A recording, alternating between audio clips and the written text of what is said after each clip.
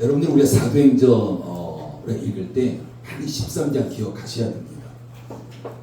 우리가 사도행전 13장과 14장이 바울의 1차 전도 여행이 시작되어진 거고요.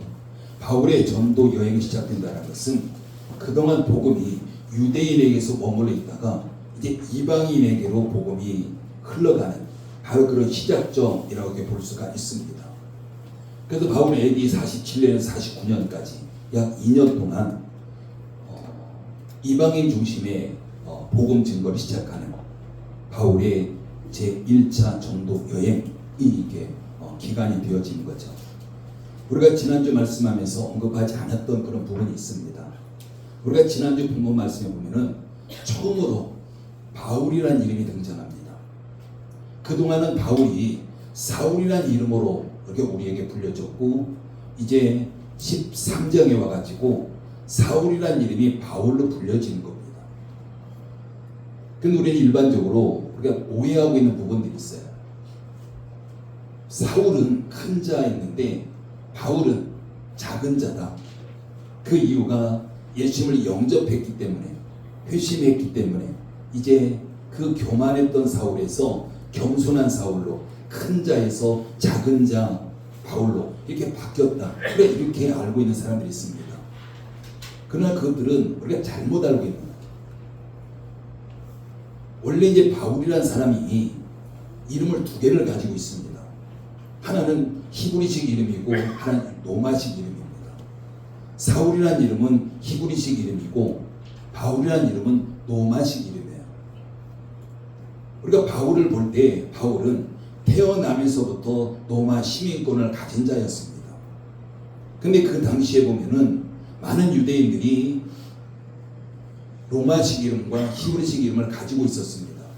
근데 특히 바울 같은 경우는 태어나면서부터 그 로마 시민권자였기 때문에 아마 당연히 그는 로마식 이름도 가지고 있는 것이 어쩌면 더 잘 어울리는 바로 그런 모습이다라고 볼 수 있는 거죠. 그래서 9절 말씀 보면은 바울이라고 하는 사울이 성령이 충만하여 그동안 사울로 불려졌습니다. 12장까지서는. 근데 13장에서는 바울이라고 하는 사울이 이렇게 등장하고 있는 걸 보게 되고요. 그러면서 이제 사울이 아닌 바울로 이름이 불려지게 됩니다.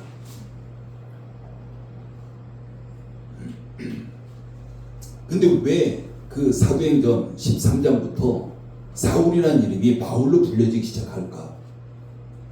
우리가 왜 그럴까요? 우리가 사울이라는 이름이 이제 본격적으로 바울로 불려지는 것은 그동안은 우리가 복음이 유대인 가운데 머물러 있었습니다.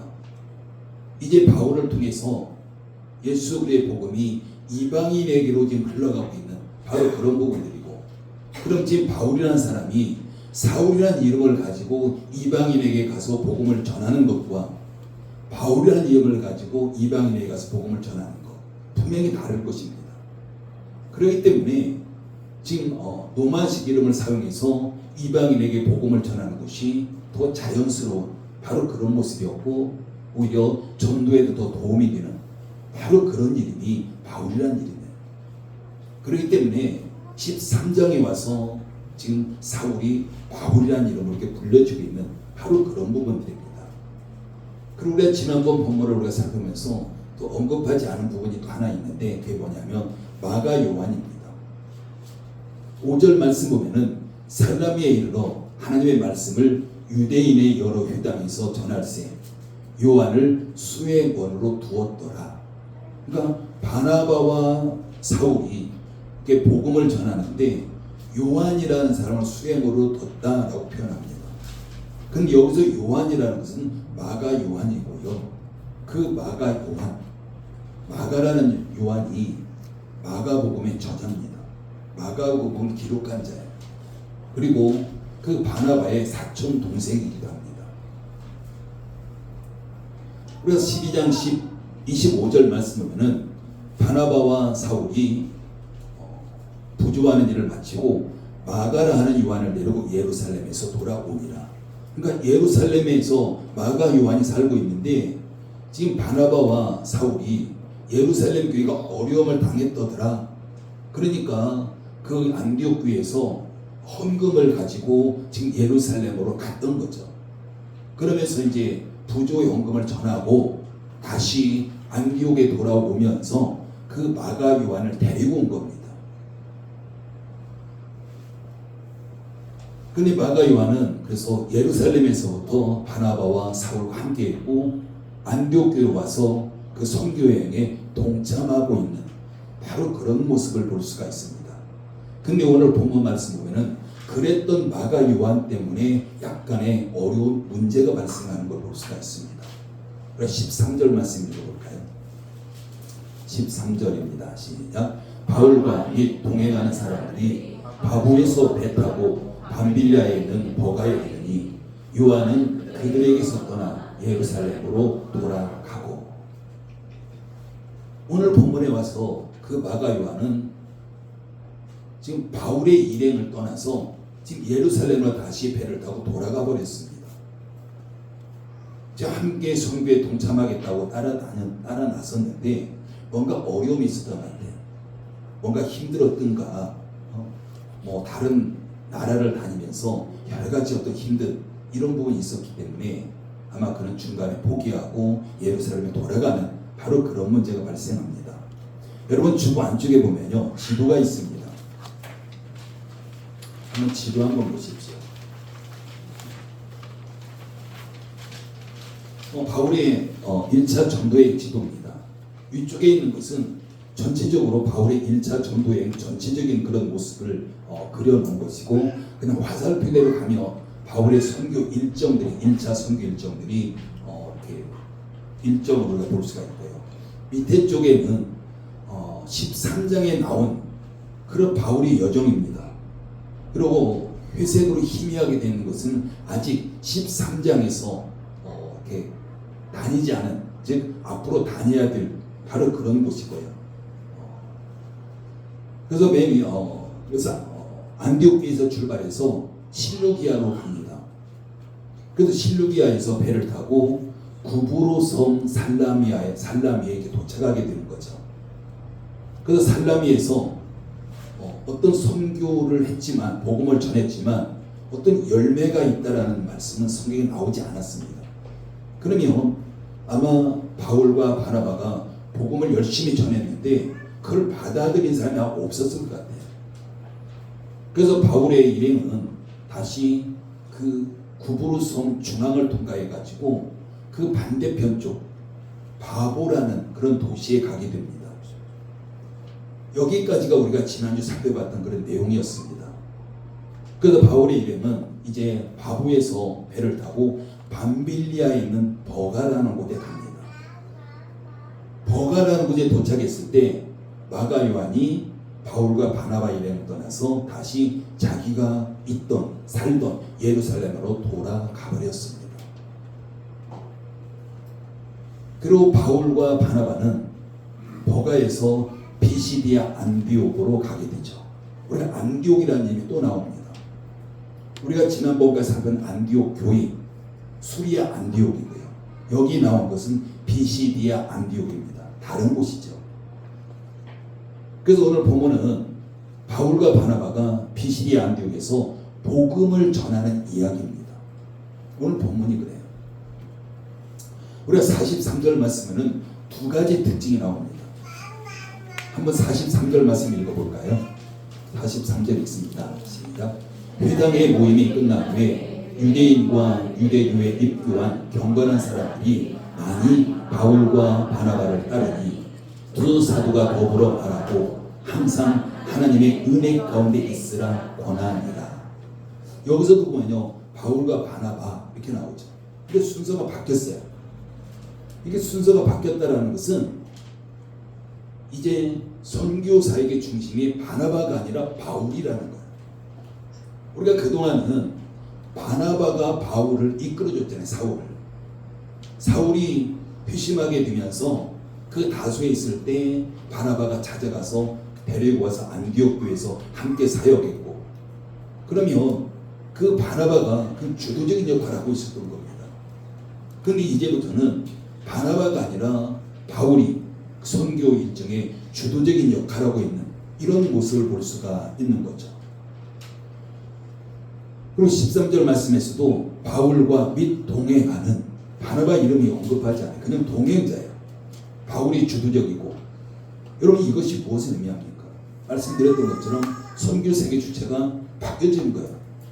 지금 바나바에서 바울로 바뀌어진 바로 그런 부분이고, 지금 바울이 리더 역할을 하고 있는 바로 그런 모습을 볼 수가 있습니다. 그리고 또 하나의 특징은 두 사도가 더불어 말하고 항상 하나님의 은혜 가운데 있으라 권하니. 그러니까 바울과 바나바가 지금 말씀을 듣는 그런 자들에게 너희가 항상 하나님 은혜 가운데 있어야 된다라고 지금 권하고 있는 겁니다. 바로 이 말은 일종의 격려이고요, 당부의 말씀입니다. 그러면 바울과 바나바가 왜 그들에게 이런 격려와 당부의 말을 하고 있을까라는 거죠. 이 당부의 대상이 누구이기 때문에 은혜를 떠나지 말라고 적극적인 당부를 하고 있겠습니까? 항상이에요. 항상 은혜 가운데 있으라. 이 당부는 누구를 향한 당부일까요? 바로 유대인이에요. 유대교에서 그리스도교로 새로 입교한 자들입니다. 그동안 유대교, 그런데 그들이 다시 바울이 전한 복음을 받아들이면서 그리스도교로 다시 개종한 자들, 이들을 위해서 이들에게 항상 하나님의 은혜 가운데 머물러 있으라, 이렇게 지금 바울이 당부하고 있는 겁니다. 여러분 한번 생각해 보십시오. 그리스도교로 입교한 유대인들이 그들이 어떤 생각을 가지고 있었고 어떤 삶을 살아갔을까요? 우리의 삶하고 비교해봐도 아마 비슷한 그런 모습이 나올 겁니다. 이들은 그리스도교로 개종했지만 여전히 유대교의 색채를 버리지 못하고 유대교의 색채를 가지고 있는 자들입니다. 유대교의 삶의 방식을 그대로 따르고 있는 자들이에요. 좀처럼 변화가 일어나지 않는 바로 그런 모습입니다. 유대인들이 그동안 믿고 따랐던 자가 누굽니까? 모세예요. 모세가 그들에게 그만큼 중요했던 자입니다. 뿐만 아니라 또 하나는 모세가 전해준 율법입니다. 그들에게는 그것이 엄청나게 중요한 거죠. 그래서 그들이 믿고 따랐던 것은 모세가 전해줬던 율법입니다. 그런데 지금 바울은 그들이 가고 있는 말이 뭐냐면요, 너희가 그토록 중요하게 여겼고 그렇게 믿고 따랐던 모세가 전해준 율법이 너희를 의롭게 했느냐라는 겁니다. 아니라는 거죠. 너희가 그토록 그렇게 믿었는데 모세와 전해준 율법이 너희를 절대 의롭게 하지 못했다라는 겁니다. 그래서 바울은 그들에게 복음을 전하면서 너희들이 그동안 믿고 따랐던 모세가 전한 율법이 너희를 의롭게 하지 못했는데 이 사람이 너희를 의롭게 했다. 이 사람 즉 예수 그리스도입니다. 예수님이 너희를 의롭게 했다는 거죠. 38절과 39절 읽습니다. 시작. 그러므로 형제들아 너희가 알 것은 이 사람을 힘입어 죄사함을 너희에게 전하는 이것이며 또 모세의 율법으로 너희가 의롭다 하심 얻지 못하던 모든 해도 이 사람을 힘입어 믿는 자마다 의롭다 하심 얻는 이것이다. 모세의 율법으로 의롭다함을 받지 못했는데 바로 예수 그를 믿음으로 인해서 너희가 의롭다함을 받았다라는 것을 지금 선포하고 있는 겁니다. 그렇기 때문에 너희가 이 사람을 믿는 은혜, 예수 그리스도를 믿는 은혜를 절대 놓치면 안 된다라고 지금 당부하고 있는 겁니다. 바로 예수님께 주신 은혜, 예수님께 받은 은혜 가운데 항상 거하라 라고 지금 당부하고 있는 거죠. 절대로 이 은혜를 떠나면 안 된다라고 말씀합니다. 여러분 그 당시 유대인들이요, 유대교에서 그리스도교로 개종했습니다. 여전히 삶의 방식 변하지 않아요. 그들 가치관 변하지 않습니다. 여전히 율법을 중요하게 여기고 있습니다.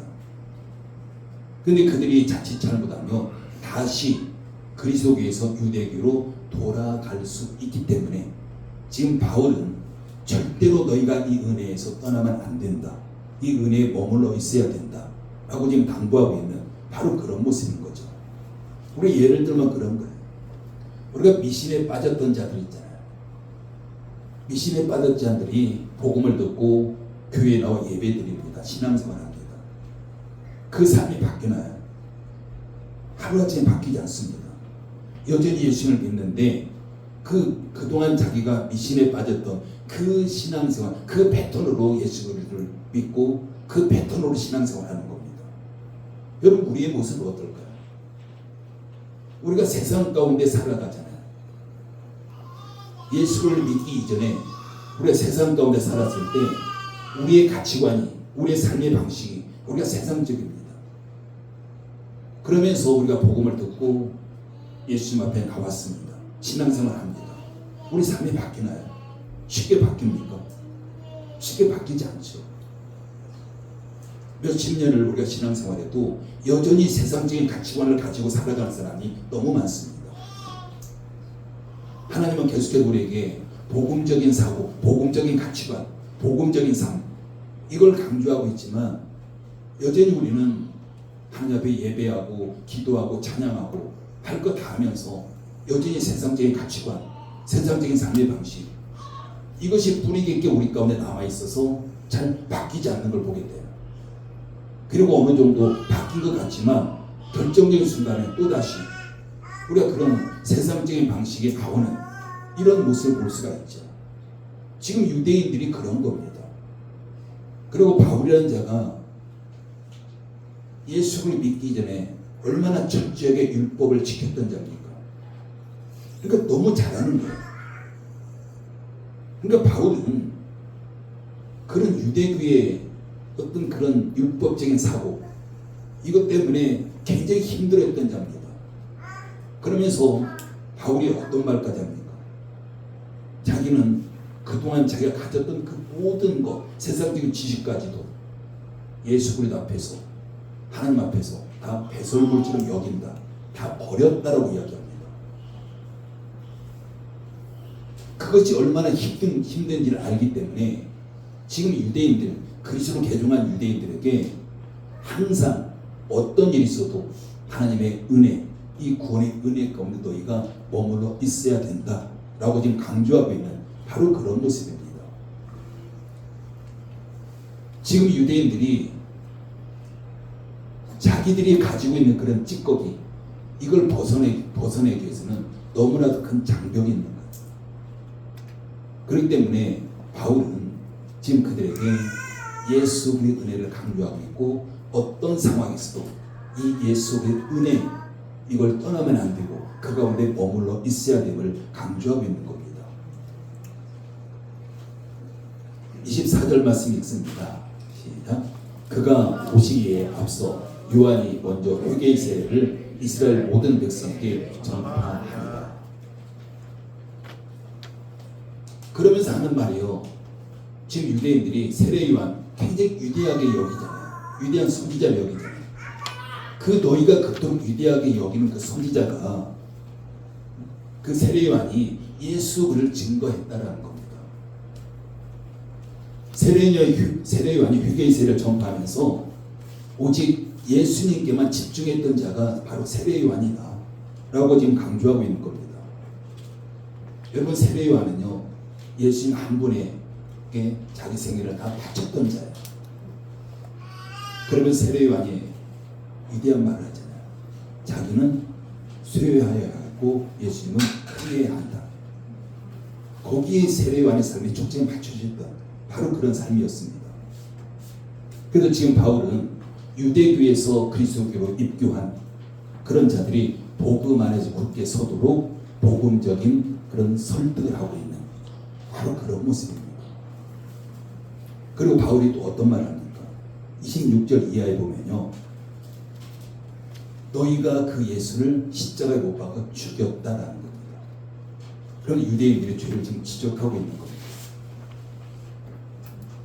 그런데 하나님이 그를 다시 살리셨다라고 이야기하죠.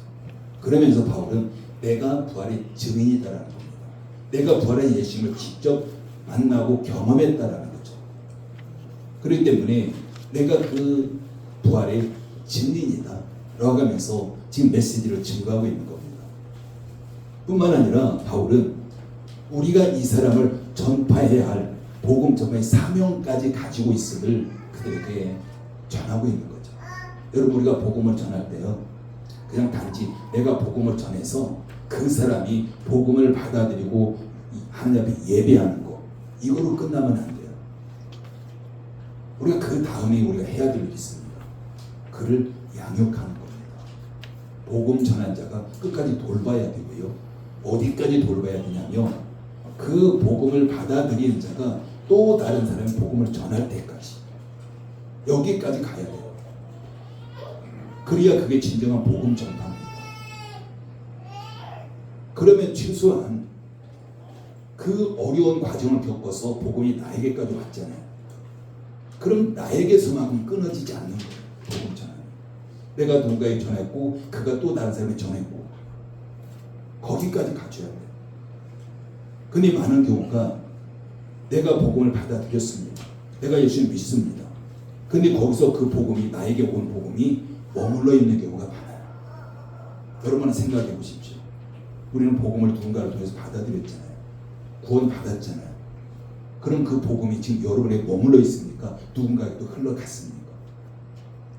누군가에게 또 흘러가야 돼요. 이게 우리의 사명입니다. 내가 복음을 받아들이고 내가 구원받는 걸로 끝나면 안 되는 겁니다. 여러분, 그렇다면 바울 같은 사람 나오지 않아요. 바울은 자기가 받은 복음이 너무나도 감사했고, 그래서 그 사명에 불타서 계속해서 그 삶을 복음에다 헌신했던 자가 바울입니다.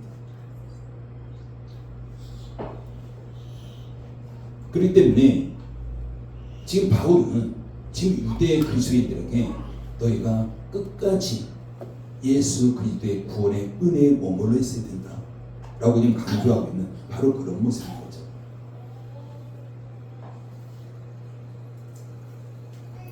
여러분, 우리 한번 생각해 보십시오. 하나님의 은혜는 지금도 우리 가운데 계속해서 역사하고 있습니다.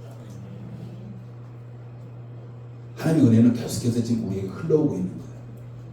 하나님의 은혜가 중단되지 않아요. 멈추지 않습니다. 내가 그것을 알든 모르든 느끼든 못 느끼든 하나님의 은혜는 지속적으로 우리에게 흘러오고 있습니다. 여러분, 지금도요, 하나님 그 은혜를 통해서 하나님의 역사는 지금 일어나고 있습니다. 구원받는 자들이 계속해서 생겨나고 있고요. 교회가 세워지고 있고, 또한 선교지에서도 계속해서 복음의 구원의 은혜가 여전히 지금 그들 가운데 임하고 있습니다.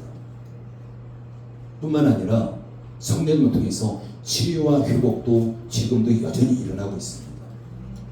이게 하나님의 은혜가 계속해서 멈추지 않냐고 여전히 우리 가운데 흘러오고 있다는 그 증거입니다.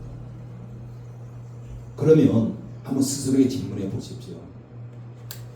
나는 지금 이 하나님의 은혜 가운데 거하고 있을까라는 거죠. 나는 지금 이 하나님의 은혜 속에서 살고 있을까? 이거 중요한 질문입니다.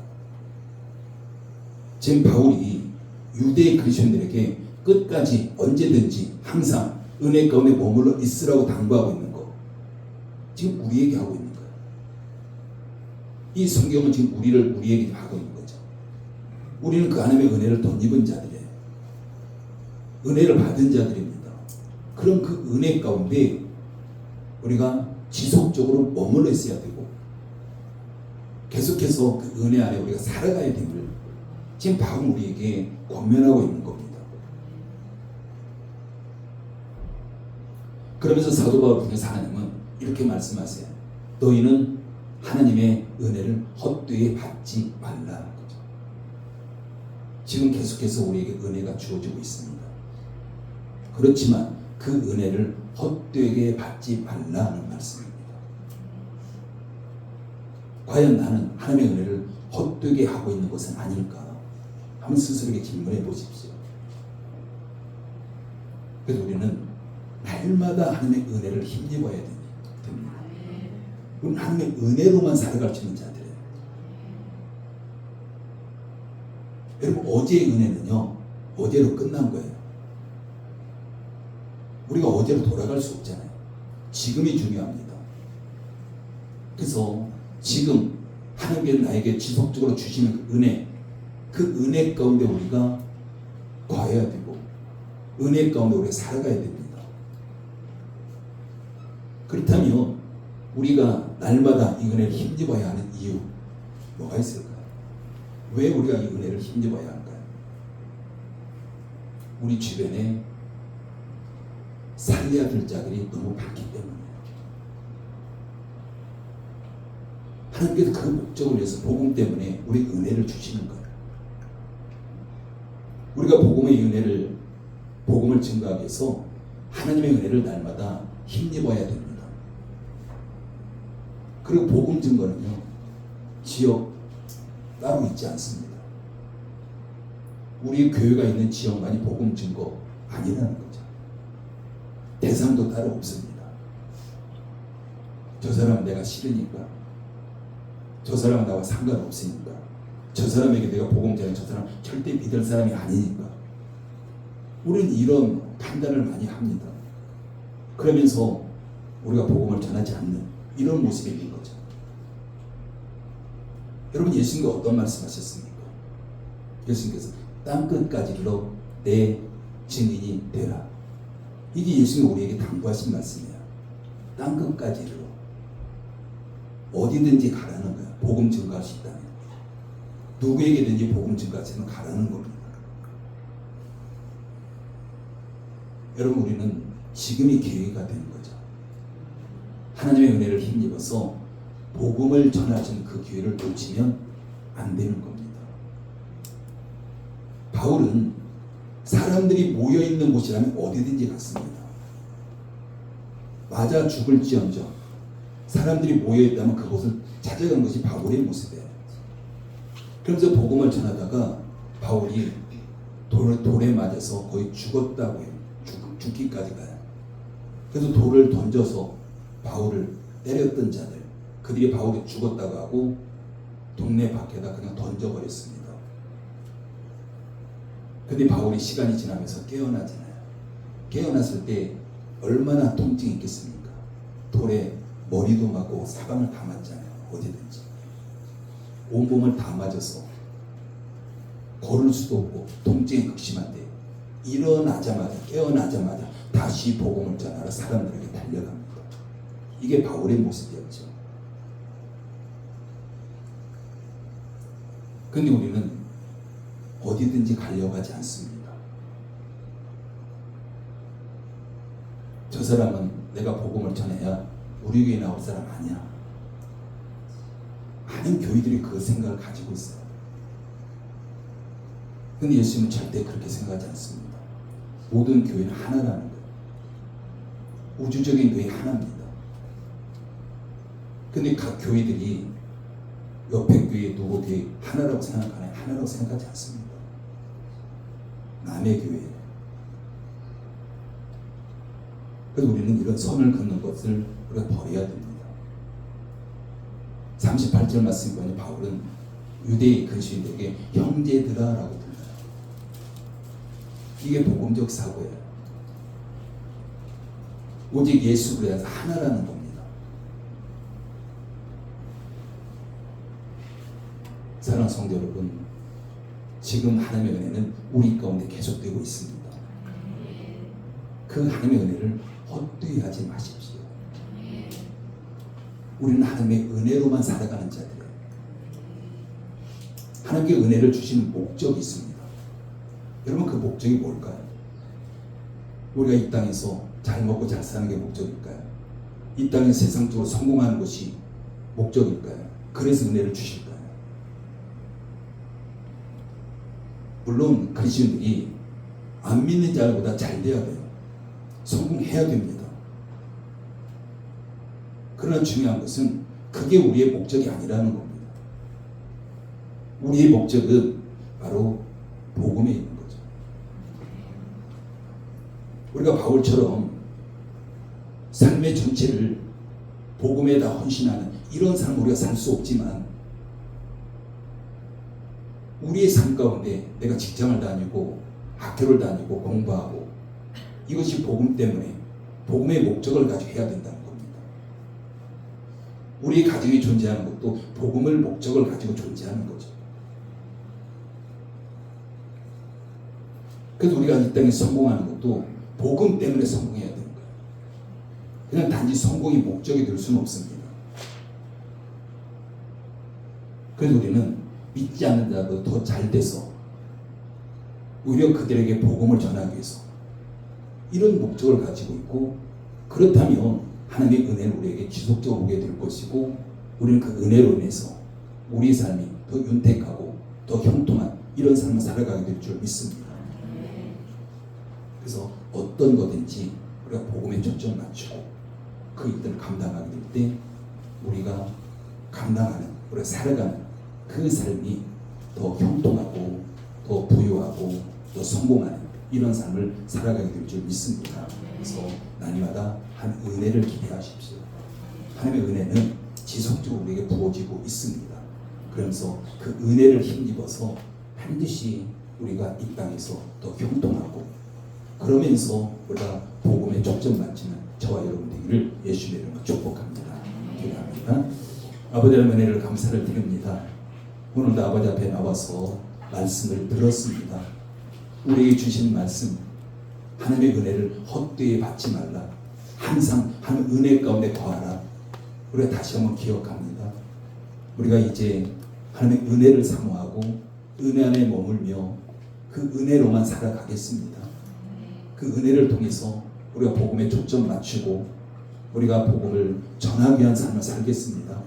아버지 하나님, 이 땅에서 우리가 믿지 않는 세상 사람들보다 더 형통한 삶을 살고 그들보다 더 성공하고 더 부유하고, 그로 말미암아서 그런 함께 들려주신 은혜로 주신 도구들을 가지고 복음을 전하는 그런 현장에 달려가서, 하나님 바울같이는 우리가 할 수 없다 할지라도 우리가 늘 누구에게든지 입술을 벌려 복음을 전하는 그런 삶을 살겠습니다. 성령 우리를 도우시고 인도해 주시옵소서. 예수님의 이름으로 기도드립니다. 아멘. 네, 준비한 예물 올려드리면서 준비한 영상 보도록 합니다.